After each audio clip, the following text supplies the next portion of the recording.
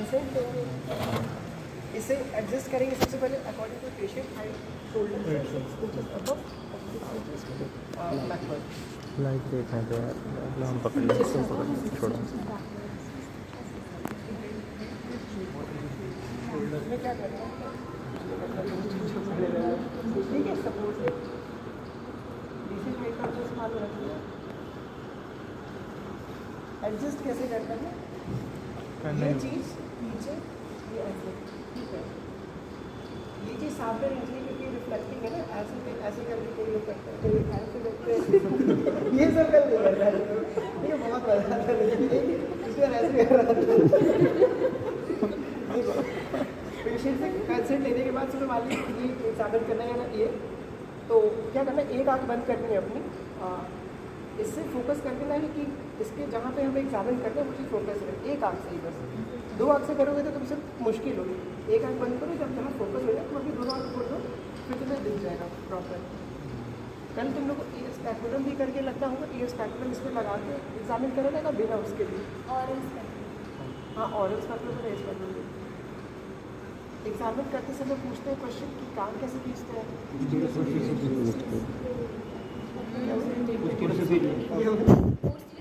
Backward upward lateral blue alpha B है, ठीक है, बैकवर्ड अपवर्ड लेटरल कैसे बोलना बोलो।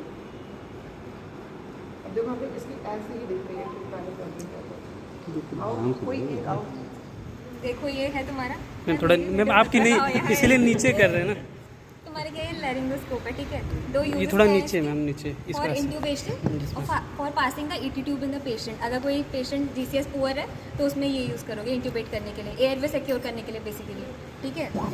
ये क्या है तुम्हारा, क्योंका सक्शन ट्यूब, ठीक, for suction of the secretion while doing the tonsillar surgery. और एक और यूज़ क्या है इसका, अगर कोई नेक स्वेलिंग और मास की सर्जरी हो रही है, बहुत बड़ा मास है, तो उसके लिए भी यूज़ कर सकते हो, ठीक।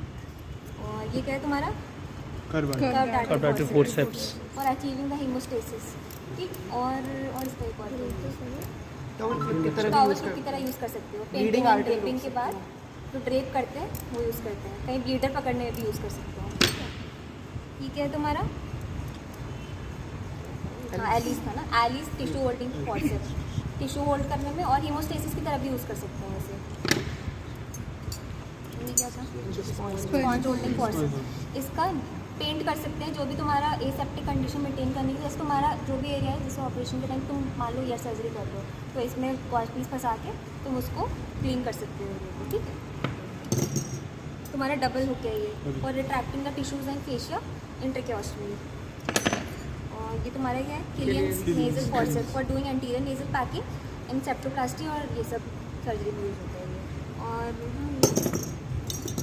टॉन्सिलर स्नेयर, ठीक है, for dissecting the tonsil from the tonsillar bed,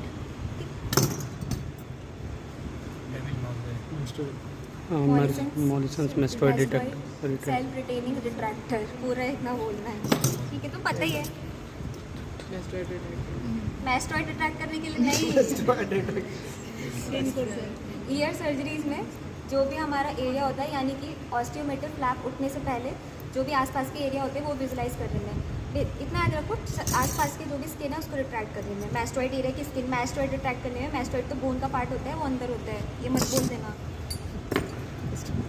punch biopsy forceps, ठीक, बायोप्सी होती है पेशेंट की, कार्सिनोमा अगर है कहीं पे तो फॉर होल्डिंग द टिश्यू, ठीक, इससे ग्रिप अच्छी बनती है, तभी ये यूज़ करते दोनों साइड से ओपन है, हाँ दोनों साइड से ओपन है, पंच बायोप्सी होल है दोनों side. Babcock forceps for holding the tubular structures, Babcocks, suction catheter है ये, ठीक।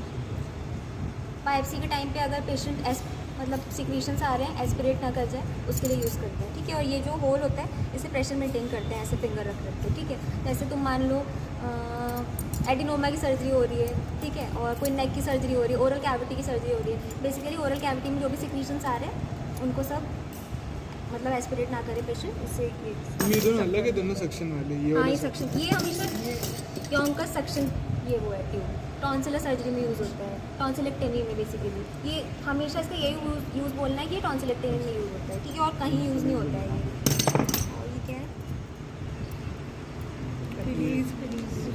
इंडियंस किसने बोला?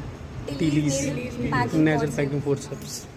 For doing anterior nasal packing. Posterior nasal packing कोई नहीं बोलेगा, ध्यान Anterior रखना, nasal. बिल्कुल भी नहीं बोलना है. पिछली बार के बच्चे पोस्टीरियर नेजल को बोल रहे थे, एंटीरियर नेजल पैकिंग. ठीक. Periosteal elevator for elevating the osteomeatal flap while doing cortical mastoidectomy और टिम्पैनोप्लास्टी. ठीक. ये क्या है तुम्हारा? टॉन्सिल डिसेक्टर और anterior pillar retractor. Dissector is this, flat होता है ये, बहुत शार्प होता है. और ये तुम्हारा क्या है? Anterior pillar retractor. ठीक है. निडल होल्डर या फिर निडल होल्डिंग फॉर्सेप. इसमें क्या होता है? ये देखो, सेरेशंस के अंदर डीप ग्रूव होती है. ठीक है. इसके अंदर हम सूचर जो होता है उसकी निडल फंसाने के लिए होता है ये. फिर ऐसे करके लॉक कर देते हैं इसे. ठीक है. Middle bone forceps. वॉल्शम फॉर्सेप है. ठीक है. Walsham. हाँ, वॉल्शम. नेजल बोन फ्रैक्चर रिडक्शन या फिर डिसलोकेशन में यूज़ करते हैं इसे. ठीक. ये बोन क्यूरेटाजी है.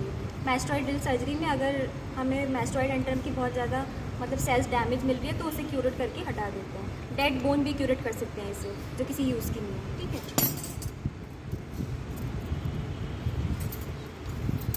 Non toothed forcep. ठीक है. टूटेड फॉर्सेप है ये, और ये भी टूटेड फॉर्सेप है तुम्हारा. ठीक. शॉर्ट और लॉन्ग अलग अलग. ये नॉन टूटेड है. इसमें देखो कोई भी टूथ नहीं है, खाली ऐसे सरेशंस हैं. इसमें आगे पॉइंटेड स्ट्रक्चर्स है दोनों. टूटेड फॉर्सेप है. स्ट्रेट आर्टरी फॉर्सेप है.